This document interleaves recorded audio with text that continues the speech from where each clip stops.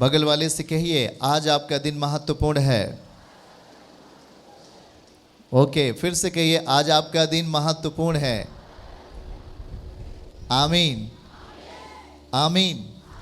जब हम ये विश्वास करते हैं, प्रभु ने कहा मत्ती 8 अध्याय 13वीं आयत में, मत्ती 9 अध्याय 29वीं आयत में, कि जैसे तू आज विश्वास करेगा वैसे तेरे लिए हो जाएगा।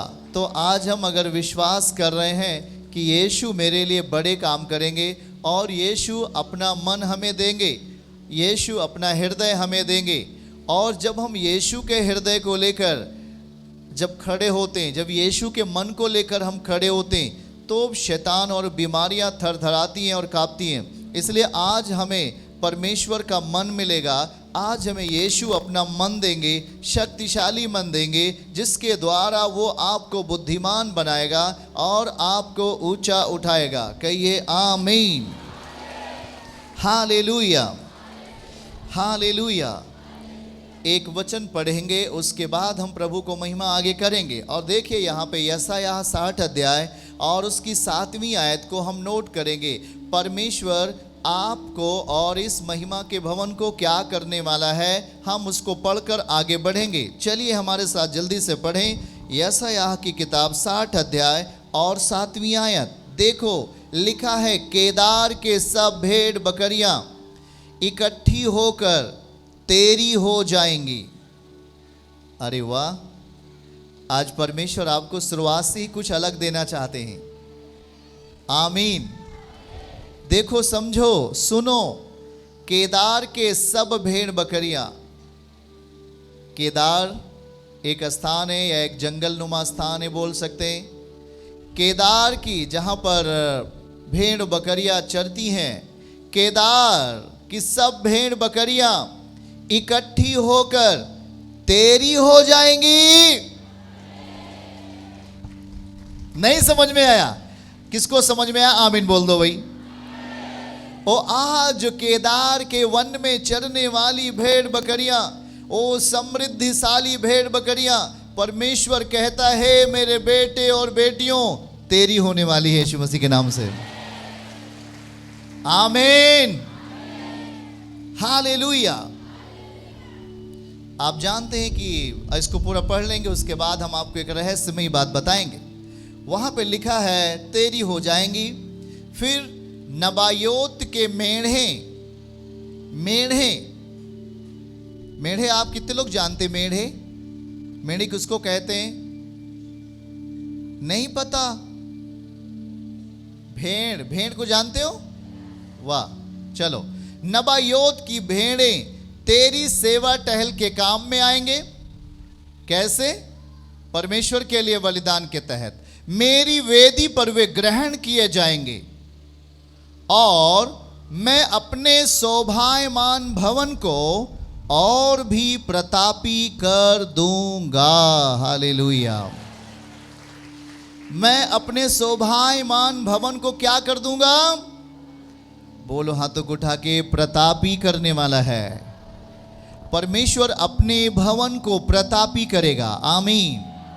जहां आप बैठे हैं इस भवन को परमेश्वर कहता है मैं प्रतापी करने वाला हूं। जिस तरीके से आप अपने शरीर पर कपड़े पहनते हैं और आपका शरीर शोभायमान हो जाता है, उसी रीति से परमेश्वर कहता है कि मैं अपने भवन को शोभायमान कर प्रतापी करने वाला हूं। आमीन बोलो हालेलुया। और जो उस भवन में ठहरेंगे, जो उस भवन में आकर परमेश्वर को धन्यवाद का बलिदान चढ़ाएंगे, वो परिवार, वो बहन और बेटी, वो भाई और बहन प्रतापी कैटेगरी में आएंगे, प्रतापी बनेंगे यीशु के नाम में। हालेलुया। देखो, मैं आज परमेश्वर आपके लिए कुछ खास चीजें देता है। जब वचन का प्रचार किया जाता है तो आप उसे ग्रहण किया करें, क्योंकि जैसे ही आप इन वचनों को स्वीकार करेंगे कि केदार की जो भेड़ें हैं, जो बकरियां हैं, वो अब हमारी हो जाएंगी। अब आप इसको समझो भाई, देखो ध्यान से।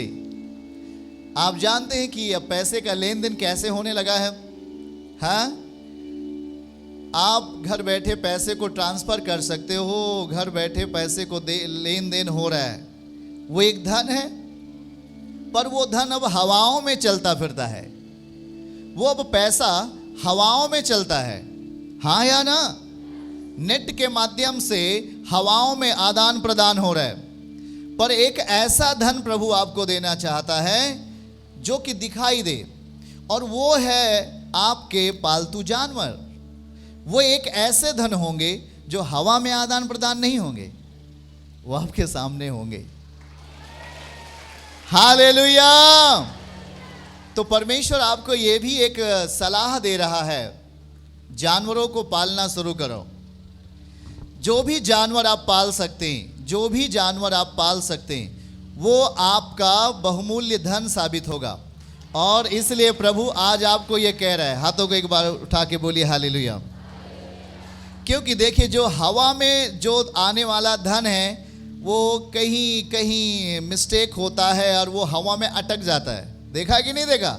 ओ जी पैसा भेज दिया, अभी मेरे अकाउंट में नहीं आया, रास्ते में अभी अटक गया है आपका पैसा।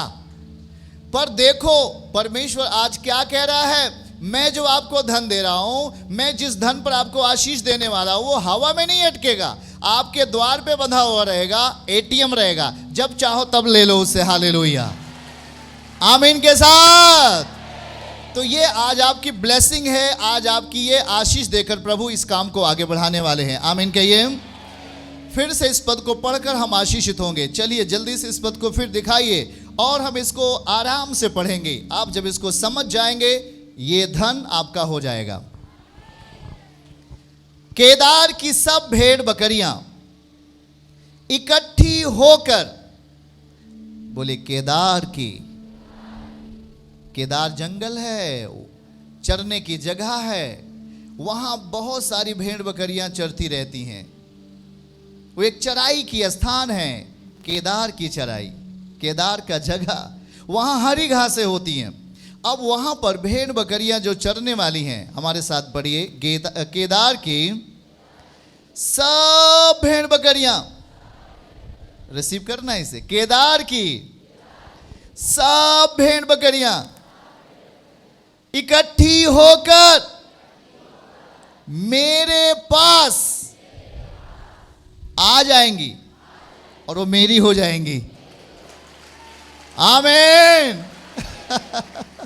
क्या आप इससे आप लेना नहीं चाहते? क्या आप ऑनलाइन, क्या आप इसे लेना नहीं चाहते? वो सीधा सीधा लिखा है, इकट्ठी होकर तेरी हो जाएंगी। किसकी हो जाएंगी?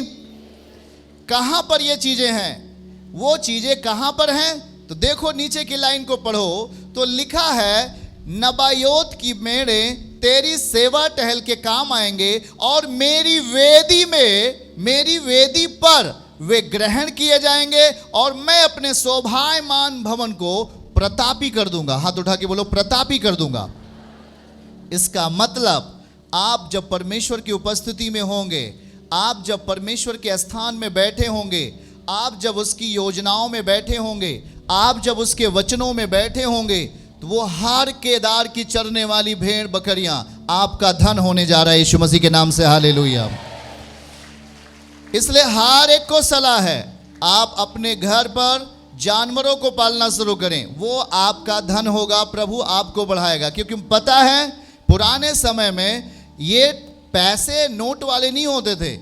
पुराने समय में जब हम वचन को पढ़ते, बाइबल को सीख रहे, तो अब्राहम जो बहुत धनी व्यक्ति था, यूसुफ जो बहुत धनी व्यक्ति था, क्यों धनी था?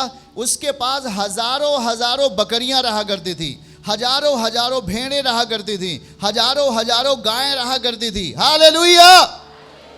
हाँ, जब आप यूसुफ की घटना को पढ़िए, याकूब की घटना को पढ़िए, वहां पर परमेश्वर ने उनके जानवरों को आशीषित किया। समझ रहे कि नहीं? एक जानवर से 1000 जानवर हो गए। समझ रहे कि नहीं? अब परमेश्वर कह रहा है कि भाई वो तेरे होने वाले हैं। बोलो हमारे होने वाले हैं। क्या आप तैयार हैं ना इसके लिए? एक बार ताली बजा को धन्यवाद दो कि प्रभु मैं तैयार हो रहा हूं। आमीन। बोलिए, ये पहली आशीष आज मेरे लिए, ये पहली आशीष मेरे लिए। आमीन। हालेलुया।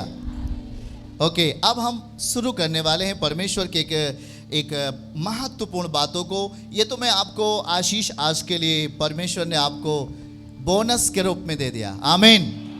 रिसीव किया कि नहीं रिसीव किया? ये भी कह रहा हूं कि जितने जानवर आपके पास होंगे, पालतू जानवर, वो आज से आशीषित होंगे और सबसे अच्छे होंगे यीशु मसीह के नाम से। आमीन। ये परमेश्वर की विशेष अनुग्रह होगी कि हर एक बिलीवर्स, हर एक भाई बहन जो अभिषेक की सेवकाई के साथ में है, मेरी प्रार्थना रहेगी कि आपके जानवर बीमारी में नहीं मरे, आपके जानवर किसी महामारी में नहीं मरे, आपके जानवर आपको आशीषित करें यीशु मसीह के नाम से। चर्च की सभी प्रार्थनाओं को और परमेश्वर के दास के द्वारा टीचिंग सुनने के लिए और अपडेट्स को जानने के लिए हमारे इस चैनल को सब्सक्राइब करें और साथ में बेल आइकन को दबाएं, ताकि जब भी लाइव प्रार्थना हो तो सबसे पहले आप देख सकें।